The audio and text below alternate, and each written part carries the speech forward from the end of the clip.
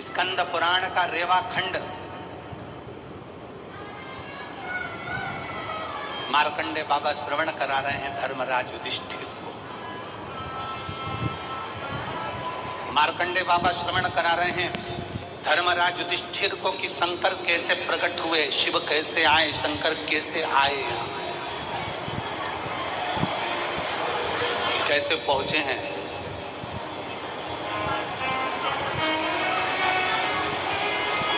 महाराज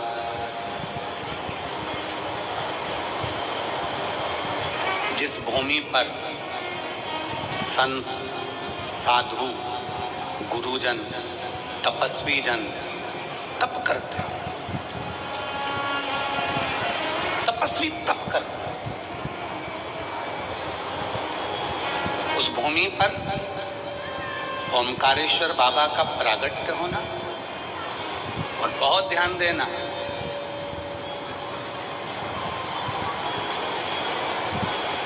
इस पवित्र भूमि पर सबसे पहले शंकर जी प्रकट हुए। उससे पहले जो पीछे तुमको ओम दिख रहा है, बोलो जम के बोलो, दिख रहा है।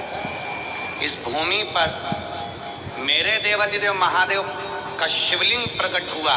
उससे पहले मेरे देवाधिदेव महादेव ने डमरू का नाद कर कर सबसे पहले ओम को प्रकट करा था, ओम अक्षर को प्रकट करा।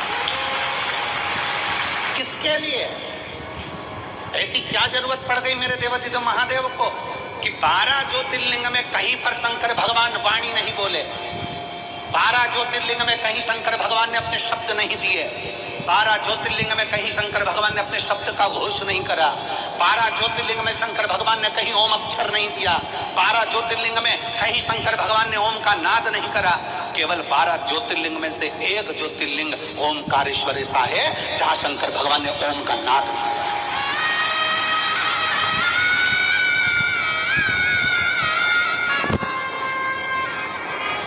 काशी में भगवान शंकर ने ओम का नाद नहीं करा, उज्जैनी में शंकर भगवान ने ओम का नाद नहीं करा।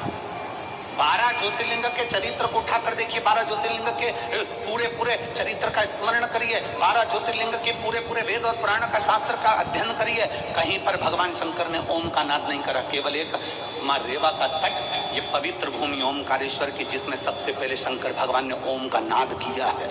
सबसे पहला ओम का नाद शिव जी ने किया। किसके लिए? मार्कंडे ऋषि कह रहे हैं, मार्कंडे बाबा कह रहे हैं धर्मराज युधिष्ठिर से, सुनो धर्मराज,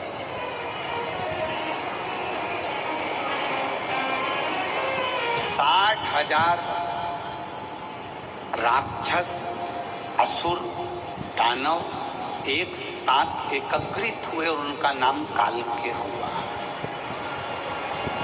कितने असुर, कितने राक्षस? 60,000 असुर, 60,000 दानव, 60,000 राक्षस, 60,000 असुर एक साथ एकत्रित हो गए तो उनका नाम काल के असुर हुआ, काल के दानव हुआ।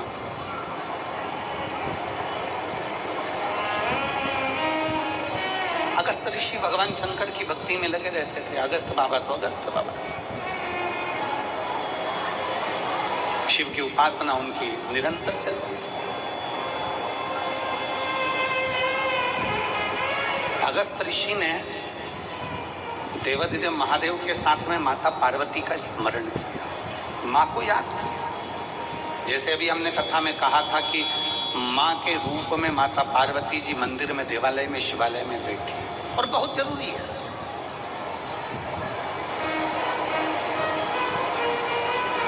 घर में माँ का होना और हाथ में माला का होना। जिसके घर में माँ है और हाथ में माला है, उसका नाश दुनिया में कोई नहीं कर सकता।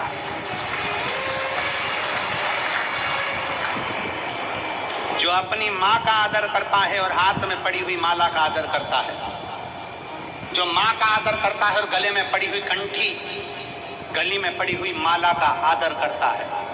मालूम पड़े तुलसी की माला गले में पहन ली, रुद्राक्ष की माला गले में पहन ली और दुनिया की निंदा कर रहे हो, कोई मतलब नहीं। तुम्हारी कंठी पहनने से तुम्हें कोई मतलब नहीं। कंठी का मतलब क्या होता है? तुलसी की कंठी पहनते उसका मतलब क्या है? रुद्राक्ष की कंठी पहनते उसका मतलब क्या है? तुलसी की कंठी तुमने गले में धारण कर ली और कह दिया हमने गुरुजी से मंत्र लिया था इसलिए तुलसी की कंठी पहनी है, हमने मंत्र लिया था इसलिए रुद्राक्ष की कंठी पहनी है। कंठी का मतलब क्या होता है? कंठी का मतलब यह है कि हमारे कंठ से, हमारी वाणी से, हमारे शब्द से कभी भी किसी का आहित ना हो, किसी को गाली ना दी जाए, किसी का अपमान ना किया जाए, किसी को शब्द ऐसा ना कहा जाए जिससे किसी को कुछ मन में घात लगे। कंठी का मतलब है अपने कंठ को सुधार लो।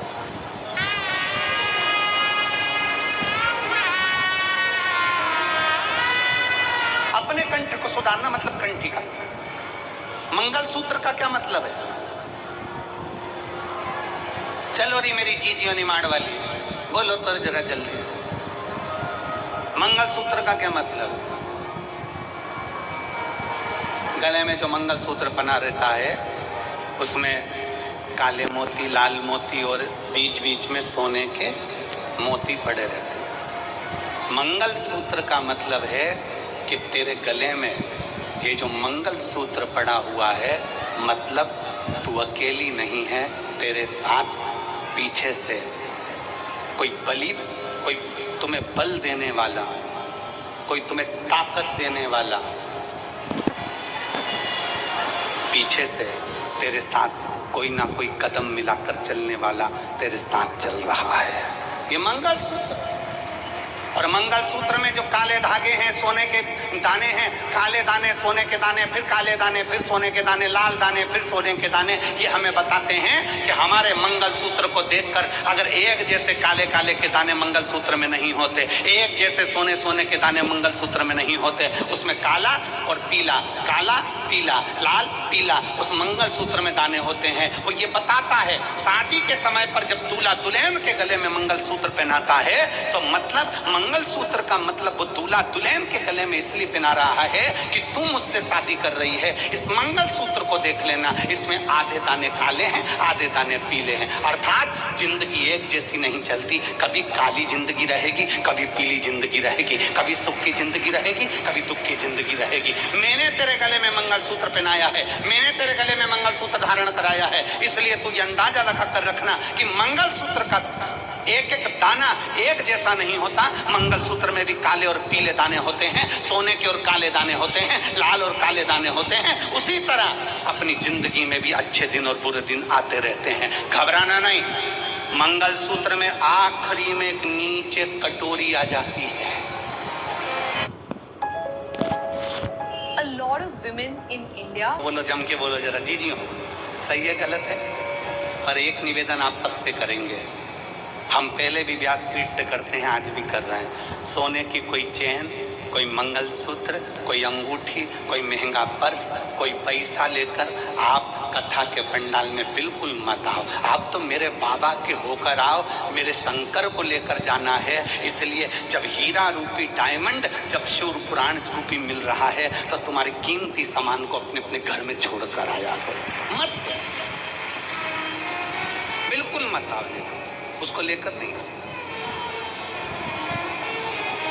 मंगलसूत्र में काला पीला, सोने का, फिर काला, और आखिरी में आ जाती है एक छोटी सी, जम के बोलो, कटोरी, कोई छोटा सा पेंडिल। अर्थात पति अपनी पत्नी के गले में मंगलसूत्र पहनाते समय कहता है ये सुख और दुख की जिंदगी चलती रहेगी, पर हिम्मत मत हारना, आखिरी में मंगलसूत्र में कटोरी आती है। उसी तरह एक दिन अच्छे दिन बाबा जरूर देता है।